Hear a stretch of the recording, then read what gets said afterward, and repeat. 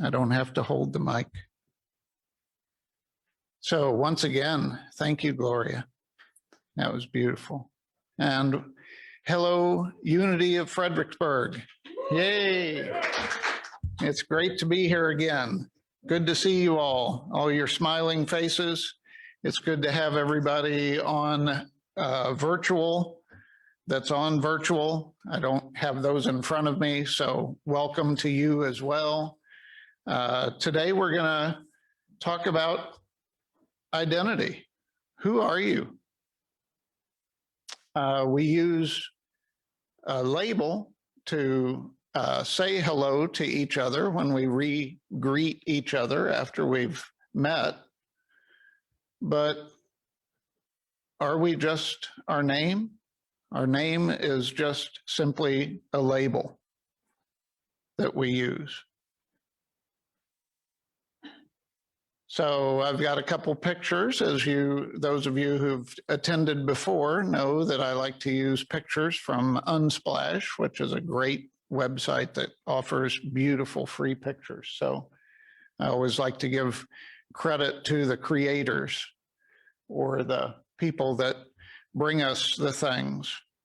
So let's talk about identity. We're in the midst of some huge identity politics going on. And it's important from my perspective for us to remember who we really are and where we come from. So identity is the state or fact of remaining the same, one or ones, as under varying aspects of conditions. The state of remaining the same. So we've got multiple identities. We're not, as a clinical social worker, I've learned about multiple personalities. We're not talking about multiple personalities, but we're talking about the fact that we hold several identities at one time. The interesting thing about identities is some of them seem to stay the same and some of them change over time. And what I'd like to share with you today is that there's only one that really stays the same. The rest of them all change over time. So if we use this definition for identity, the one that I like that's not quite here is from the root word of identity is idem, which is what we use as item. It's a thing. It's one single thing. So it's the equivalent of repeatedly, again and again and again. So identity is the thing is the label we use over and over again to define who we are. With COVID, I've never gotten my temperature taken more than I ever have in the last year, right? And so maybe I'm inspired by the artist formerly known as Prince, because I'm thinking about changing my name to 97.1 repeatedly over and over and over again. That's how I'm identified. Oh, you're okay. You're 97.1, right? So that's one way that we can find the same thing over and over again. But let's go a little beyond that, because labels are a way that we identify something. And a label is a slip of paper, cloth, or other material marked or inscribed for attachment to something to indicate its manufacturer, nature, ownership, destination. So what labels do you use for yourself? What are your labels that you identify yourself with? So what we know is in brain science, we use labels to differentiate between things, right? To find a boundary between what is and what is not part of that thing. So brain science divides us. Brain science dissects the seen world into usable and unusable parts for the main part. Our brain's main purpose is to help us survive in physical form. And so what happens is we often get over identified with our brain and with labeling things and identifying things in the seen world. For example, the picture on the left, who would eat that?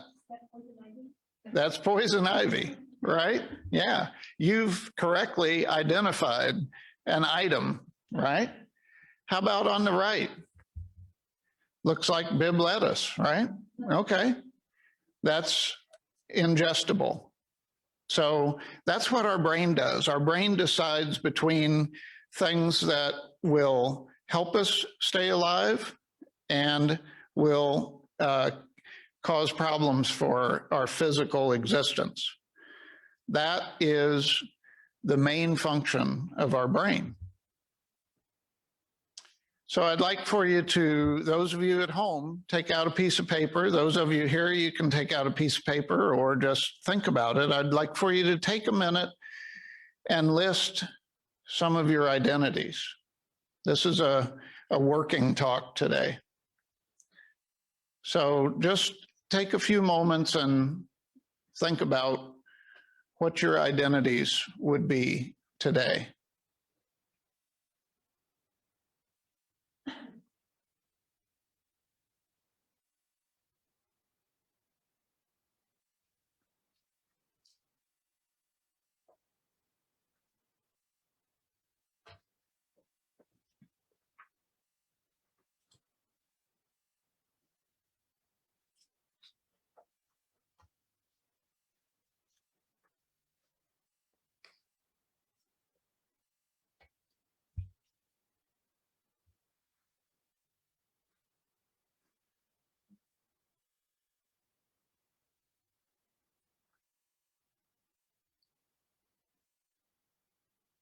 So now that you've got a few of those on the list, and it's probably not an inclusive list because I didn't give you enough time, but let's start pulling those apart a little bit, taking a look at them, looking at them through different lenses. Again, using our brain to see where the boundaries are of things. And one of the pictures that I'd like to use is a beautiful, huge tree. And maybe each of your identities are leaves or branches on that tree. So which one of your identities would you say is primary? Which ones are secondary? Which ones do you define yourself with? Which ones do other people define you with? Which ones have been around a long time? Which ones are new? I have a new identity. I got my second COVID vaccination on Wednesday. So I'm now an identified, fully vaccinated recipient or human or whatever. Okay, that's a new identity to me. A week ago, I didn't have that identity. I've got some long-standing identities. Some of them were born into. I was born into the identity of a little brother, right? I have two older brothers. Then 7 years later, I gained the identity of being a big brother because my little brother was born. So there's identities that carry on for a long time. There's identities that we come into over time. It's a moving target. It's always changing. which ones do you embrace? And which ones do you resist? Which ones have you built yourself? You've constructed some identities, right? Anyone that's gone to school and gotten an education and then used that education for a career has constructed that identity over time, right? You've set your intention to move into a particular status, a particular label. Sometimes we get identities seemingly thrust upon us, right? That don't necessarily fit. One of the ones that feels maybe a little bit off for me is, a 65-year-old white guy. I don't feel like a 65-year-old white guy. Probably none of those three things, the age, the color of my skin, and my gender, are just not quite the right fit for me. But looking at me, that's what you'd identify me as. So which identities that you wrote down, or maybe you didn't write them down, are hidden? We often have some hidden identities, ones that we feel inside, but we don't necessarily broadcast to the world, right? Sometimes because we've learned that those are not promoted identities or not socially acceptable identities. And so we keep those more private to ourselves. Which identities come from your heart? Which identities come from your head? These are all different lenses to look at all of these different identities that you've gathered over the years. But let's go back a little bit. Let's say that you're not a fully grown tree. Let's say that you're just a sprout. What identities do you have today that you didn't have when you were 5 years old? Probably most of them, right? Who were you at 5? What was your identity? Probably more focused on family, the child of Bob and Ruth, in my case, the brother of Jim and Bob. Probably trouble was one of my identities at 5. I don't know about you guys. Oh, angel, there's an identity. Yeah. So as we move through time in this human form, we gain and lose identities. And at 5, your identities were probably a lot less complicated than they are today. But is that really who you are? Because if we go back in time to before you were even born, when you were a seed of potential, when you were an egg and a sperm that hadn't met yet, where were you? What was your identity? Who were you? To me, that's our primary identity. Everything else, all of the add-ons that we get through life, I like to call them barnacles on the hull of our ship, right? Those are just barnacles. What's the core identity that you identify as? And do you live out of that place on a regular basis? Or do you take on the role of some identity that you've accumulated or that you've picked up in this lifetime? Well, the great thing about unity is a practice that reminds us. Unity is a practice. It's not a religion, it's a practice.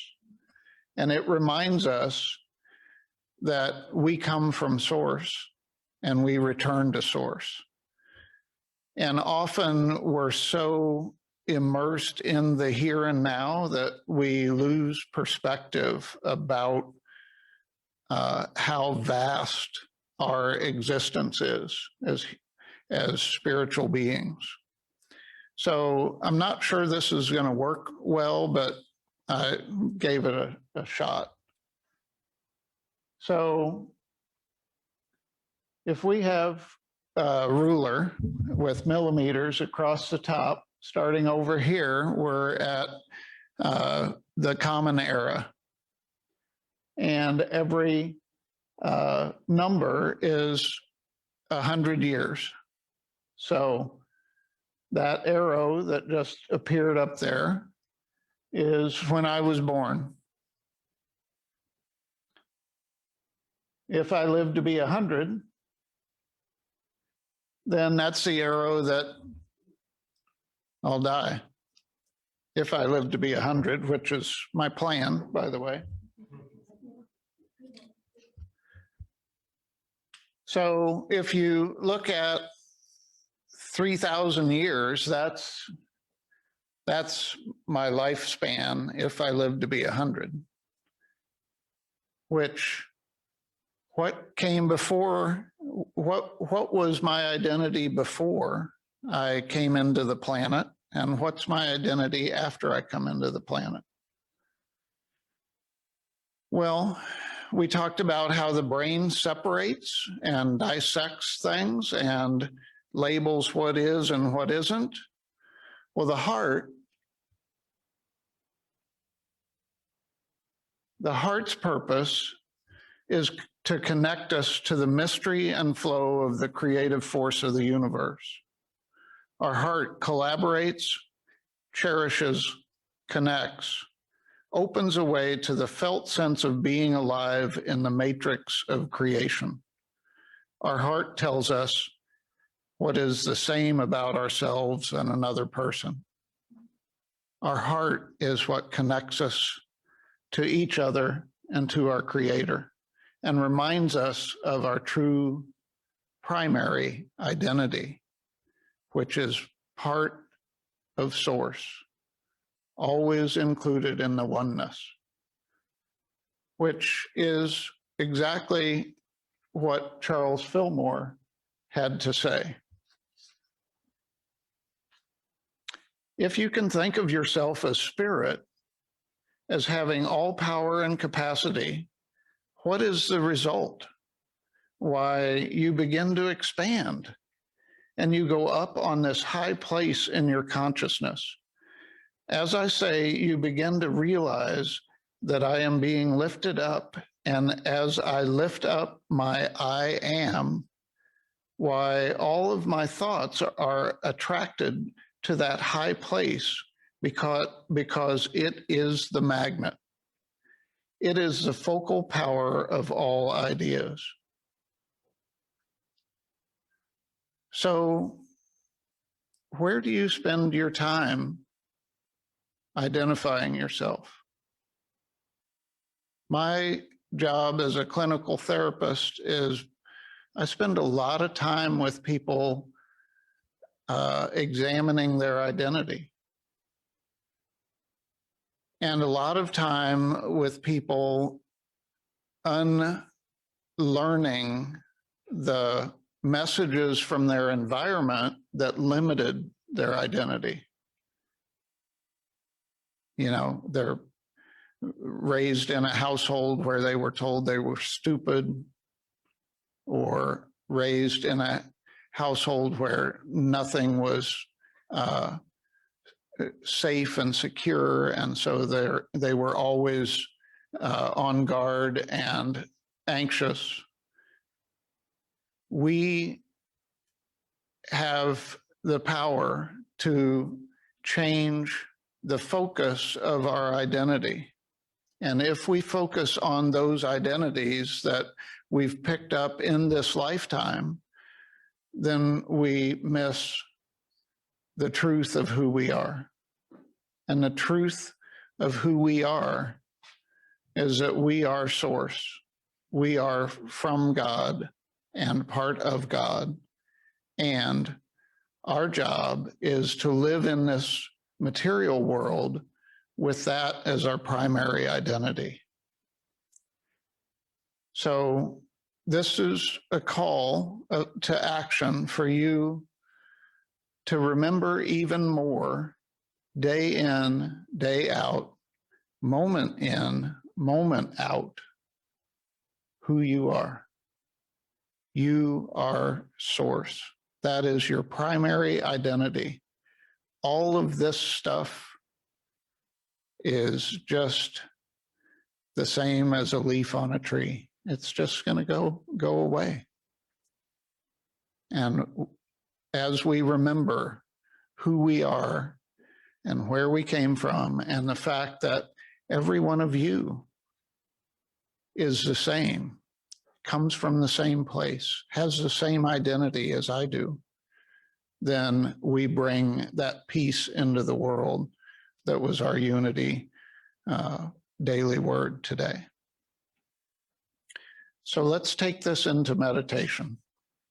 I'd invite you to get comfortable in your seat, put both feet on the floor. I'd invite you to close your eyes. Closing your eyes helps you to shut down your brain a little bit. And just listen to my voice as we work our way down to that heart space where we can access the source of our being. Take a moment and attend to your breath, not trying to change it, just noticing it, just noticing that your breath connects you to the physical world around you. Breathing in oxygen, breathing out carbon dioxide. And now take a few moments to just begin to peel away the layers of identity that you've taken on.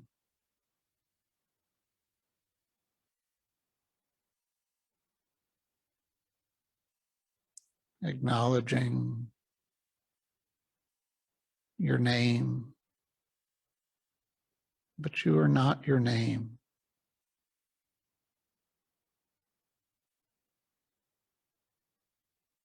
Acknowledging the roles that you play in the seen world, whether it's mother, brother, father, son, daughter, worker, spouse. But you are not those roles. Let those fall away as well.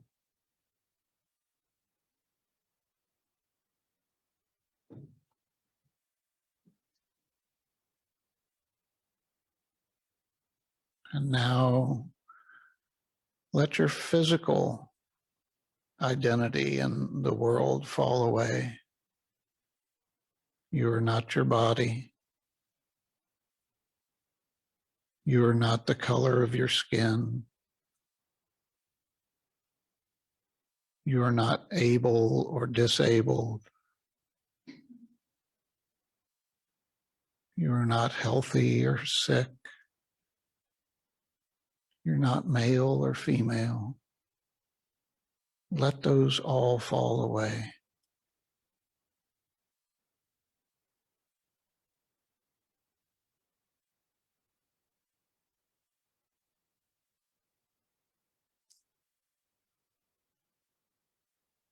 And now let your mind fall away. You're not smart or a good person to remember things or forgetful. You're not creative or uncreative. All of those are labels. Let the labels you've associated with your mind fall away.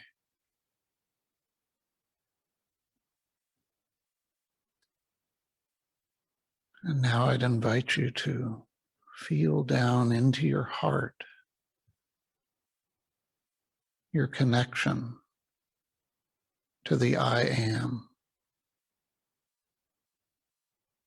your connection to the creative force of the universe, that part of you that existed before your physical form ever came into being.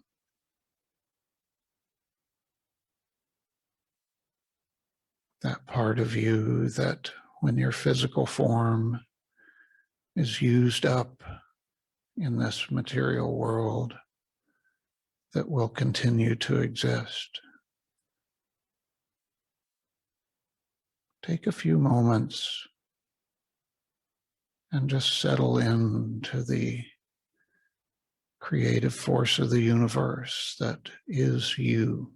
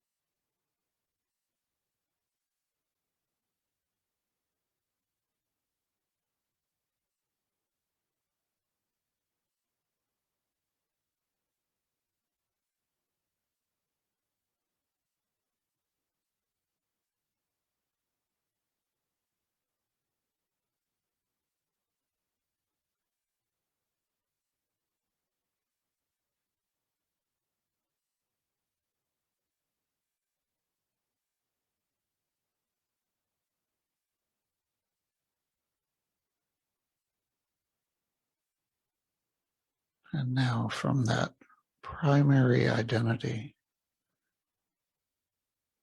that primal or original identity of I am, the energy of love, gently bring your body and mind back online. First, your sense of hearing. Next, your sense of smell.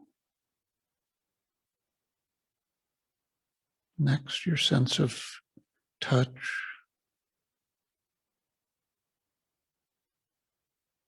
Next, your sense of taste.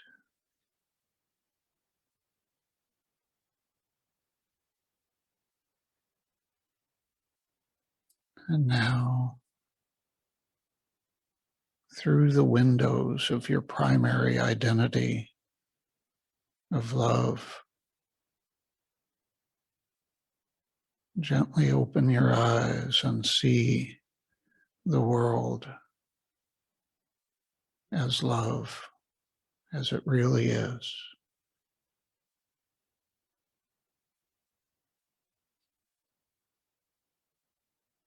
Living into your primary identity of love.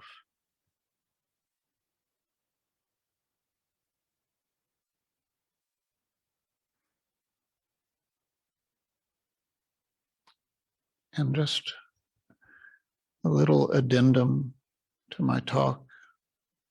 In Unity, we use affirmations. Remember that identity comes from repeating it over and over again. That's why affirmations work, is because we're moving into the identity that we want, that of love. Thank you all.